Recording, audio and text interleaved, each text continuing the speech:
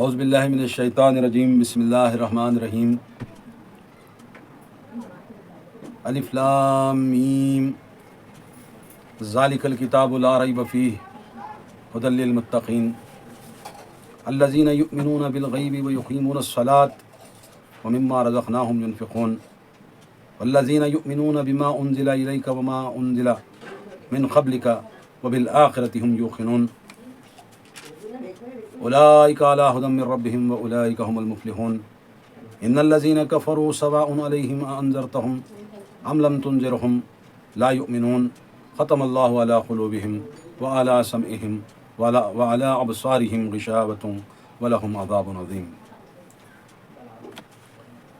اللہ کے نام سے جو بڑا مہربان نہایت رحم والا ہے۔ الف لام میم، یہ کتاب ہے جس میں شک کی کوئی گنجائش نہیں۔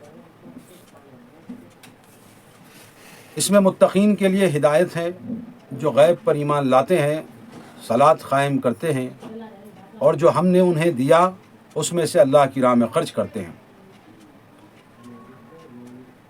حضرات، آج کی یہ مجلس جو ہے سورہ بقرہ کی پہلے رکوع کے مختصر ترجمہ و تفسیر کے ساتھ ہم نے شروع کیا ہے۔ سورہ بقرہ جو ہے قرآن مجید کی سب سے بڑی سورتوں میں ایک سورت ہے۔ 2.5-3 پارے تک کا یہ قریب 2.5-3 پارے ہے۔ یعنی سورہ بقرہ کا مطلب گائے، کاؤ۔ تو یہ سورہ فاتحہ کے بعد دوسری سورت ہے، پہلا پارہ ہے۔ اللہ رب العزت فرماتا ہے الف لام میم حروف مقطعات ہیں، جس کا معنی اللہ بہتر جانتا ہے۔ حضرت عائشہ رضی اللہ تعالیٰ عنہ فرماتی ہیں کہ سورہ نساء اور بقرہ اس زمانے میں نازل ہوئیں جبکہ میں آپ صلی اللہ علیہ وسلم کے گھر میں آ چکی تھی، یعنی آپ کا نکاح بھی ہو گیا تھا اور آپ کی رخصتی بھی ہو گئی تھی۔ حضرت عائشہ کی رخصتی 2 ہجری میں ہوئی۔ سورہ بقرہ قرآن پاک کی سب سے لمبی سورت ہے۔ حضرت ابن مسعود رضی اللہ تعالیٰ عنہ سے روایت ہے کہ آپ صلی اللہ علیہ وسلم نے فرمایا، جس گھر میں سورہ بقرہ پڑھی جاتی ہے شیطان اس گھر سے نکل جاتا ہے۔ ابو امامہ رضی اللہ تعالیٰ عنہ روایت کرتے ہیں کہ آپ صلی اللہ علیہ وسلم نے فرمایا، 2 جگمگانے والی صورتیں یعنی سورہ بقرہ اور سورہ آل عمران پڑھا کرو، قیامت کے دن وہ اس حال میں آئیں گے جیسے 2 سائبان یا 2 پرندے کے جھنڈ ہیں، وہ پڑھنے والوں کی طرف سے جھگڑا کریں گے۔ جیسے کہ کہا گیا بقرہ یعنی گائے اس سورہ کا نام ہے۔ اس سورت میں گائے کا ذکر آگے آئے گا، اور سورہ کی جو ابتدا ہے وہ الف لام میم حروف مقطعات جیسے میں نے بتایا، اور اس قسم کے حروف بعض صورتوں کے شروع میں آئے ہیں۔ یعنی سورہ بقرہ کے علاوہ بھی جو دوسری صورتیں ہیں اس میں بھی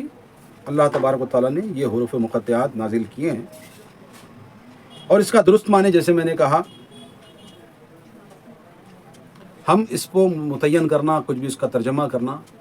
ناممکن ہے، اور قیامت تک اس کے کوئی صحیح معنی اللہ کے علاوہ کوئی نہیں جانتا۔ تو حضرات، یہاں جو یہ سورہ بقرہ کی تفسیر میں دیگر باتیں جو بھی اور آئیں گی، جیسے کہ اللہ تبارک و تعالیٰ نے جو فرمایا یہ کتاب ہے جس میں کوئی شک کی گنجائش نہیں، اس میں متقین کے لیے ہدایت ہے، جو غیب پر ایمان لاتے ہیں، صلاۃ قائم کرتے ہیں، اور جو ہم نے انہیں دیا ہے اس میں سے اللہ کی راہ میں خرچ کرتے ہیں۔ متقین کے لیے ہدایت سے مراد یہ ہے کہ جو لوگ ہدایت کے طلبگار ہیں اور اس کتاب پر ایمان رکھتے ہیں، غیب پر ایمان رکھتے ہیں، اور اللہ سے ڈرتے ہیں، اور اللہ نے جو ان کو دیا ہے اس میں سے پیسہ مال خرچ کرتے ہیں۔ آگے اللہ فرماتا ہے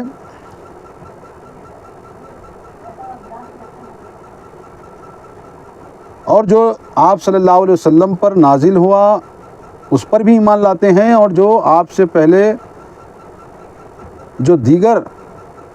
کتابیں اتاری گئی ہیں اس پر بھی ایمان لاتے ہیں، اور آخرت پر، قیامت کے روز سزا و جزا پر بھی ایمان لاتے ہیں۔ تو اللہ تبارک و تعالیٰ، اس کی بہت ساری فضیلتیں بھی ہیں اس صورت کی، کہ یہ جب پڑھی جائیں گی اور وہاں سے شیطان رخصت ہوگا وغیرہ وغیرہ۔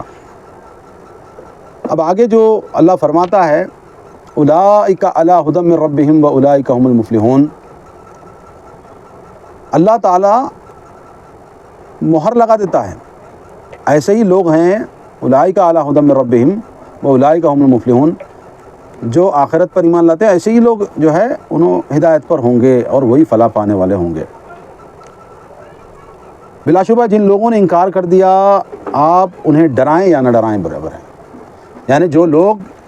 انکار کر دیے، اس کتاب کو نہیں مانے، قرآن کو نہیں مانے، نبی کریم صلی اللہ علیہ وسلم کو نہیں مانے، انہوں نے انکار کیا، تو اللہ تبارک و تعالیٰ فرماتا ہے، اے نبی آپ ان کو ڈرائیں اس بات سے، آخرت سے، دوزخ سے، جہنم سے، دنیا کی جو ہے باتوں سے، تو ان کے لیے برابر ہے، وہ ایمان لانے والے ہرگز نہیں ہیں۔ بلکہ اللہ فرماتا ہے، ختم اللہ علی قلوبہم وعلی سمعہم وعلی ابصارہم غشاوۃ ولہم عذاب عظیم،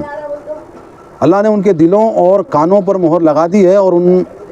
کی آنکھوں پر پردہ پڑ گیا ہے، اور ان کے لیے بہت بڑا عذاب اللہ تبارک و تعالیٰ نے تیار کر رکھا ہے۔ تو حضرات، میرا یہ جو ایک رکوع سورہ بقرہ کی ابتدائی آیاتوں کے ساتھ جو اللہ تبارک و تعالیٰ نے نازل کیا ہے، اس کے بارے میں یہ مختصر سی تفسیر تھی، اور بھی آگے دوسری باتیں جو قرآن مجید میں بہت سارے پیارے پیارے واقعات بھی ہیں، بہت ساری اچھی اچھی باتیں ہیں، احکام ہیں،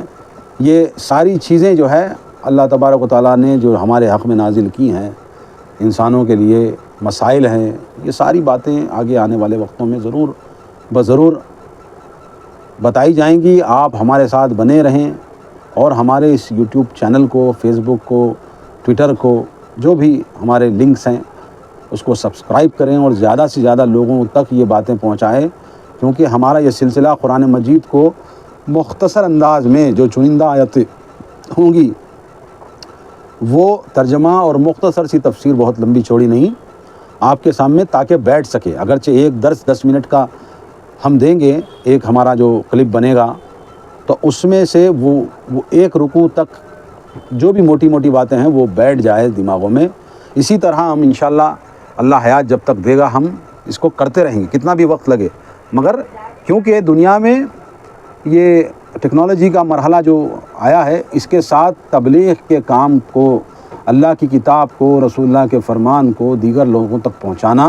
یہ ہم مسلمانوں کا فریضہ ہے، کیونکہ ہم خیر امت ہے۔ اللہ تعالیٰ فرماتا ہے، کنتم خیر امت، ہم بہترین امت ہیں اللہ کی نظر میں، تو ہمارا کام ہے کہ لوگوں تک بھلائی کی باتیں پہنچائیں، برائی سے روکیں، اور عمل بالمعروف نہی عن المنکر کرتے رہیں۔